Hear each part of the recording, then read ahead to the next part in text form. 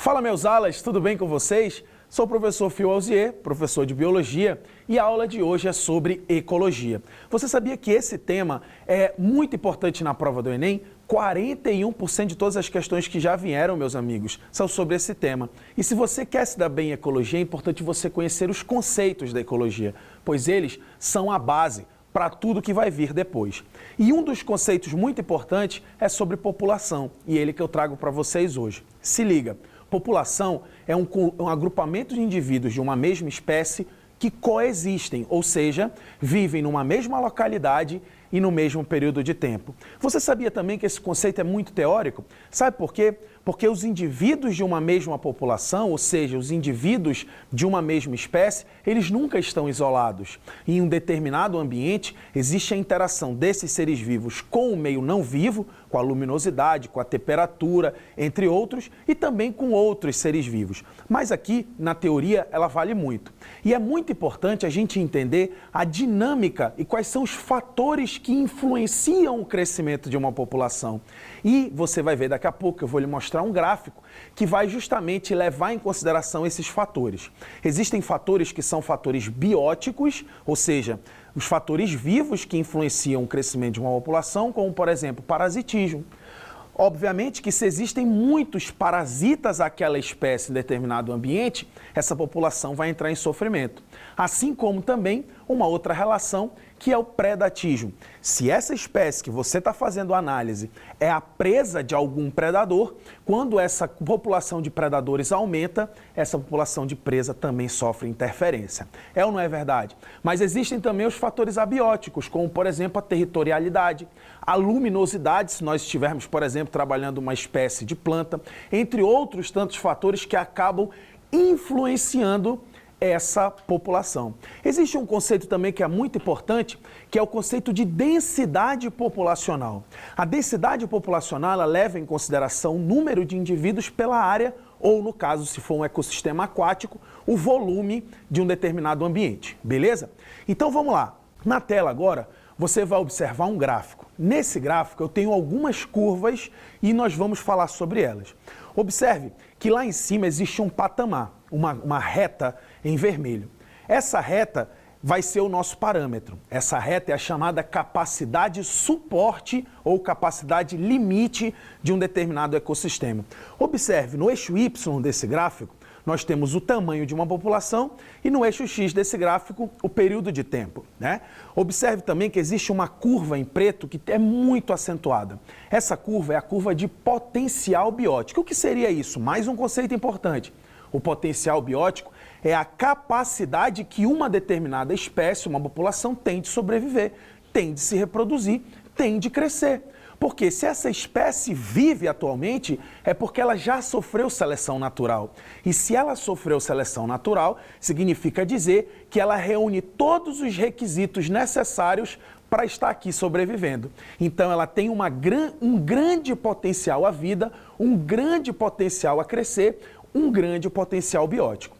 Porém, as espécies sofrem influência dos fatores que limitam o crescimento de uma população, seja esse fator biótico ou fator abiótico. Sabe por quê?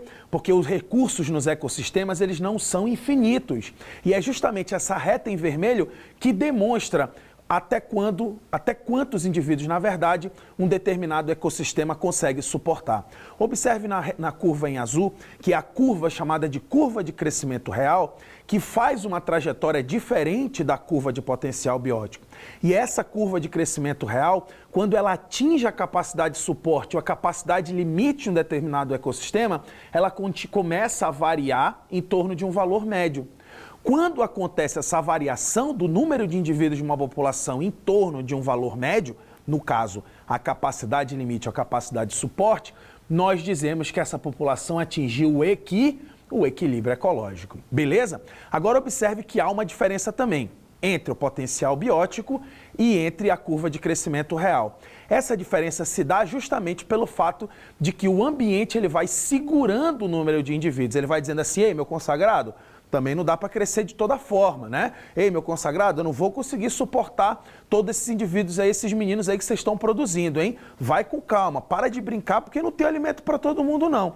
Se a população mesmo assim teimar, se a população mesmo assim crescer de maneira descontrolada, o que vai acontecer? Os recursos, obviamente, vão terminar, né? Vão se encerrar e essa população vai entrar em sofrimento. A quantidade de indivíduos vai diminuir e, em alguns casos, essa população pode entrar até em extinção. Beleza, pessoal? Então esse foi um grande conceito para você em ecologia, vem muito na prova. É muito importante também você estudar outras relações além dessas que nós comentamos aqui. Existem relações que são entre indivíduos de uma mesma espécie e existem relações que são entre indivíduos de espécies diferentes.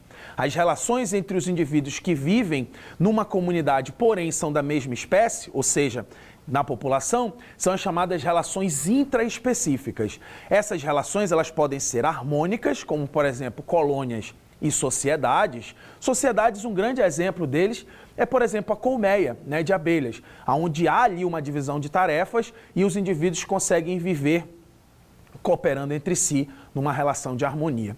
Existem também as relações desarmônicas, né, como por exemplo a competição entre indivíduos de uma mesma espécie por um dado recurso. Obviamente que na competição, quando dois indivíduos entram em competição, sendo eles de uma mesma espécie, por um determinado recurso, é porque há ausência, né, ou a baixa quantidade desse recurso para essa população, ou seja, é ruim para todo mundo.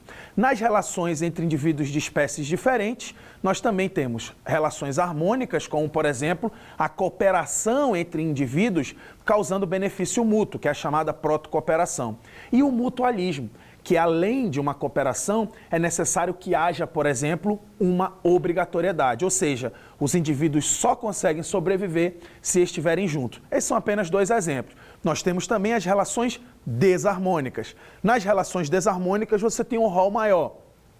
Vale a sua pesquisa, vale fazer um esqueminha para não esquecer na hora da prova.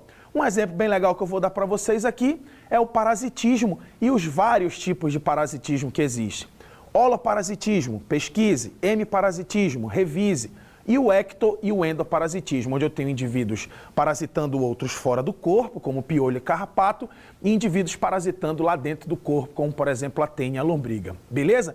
Então ficam aqui todas as dicas bem certinhas para você. Vá lá, guerreiro, força, continue estudando, continue na pegada, porque eu tô junto com você e essa foi mais uma aula aqui no Aulão na Rede.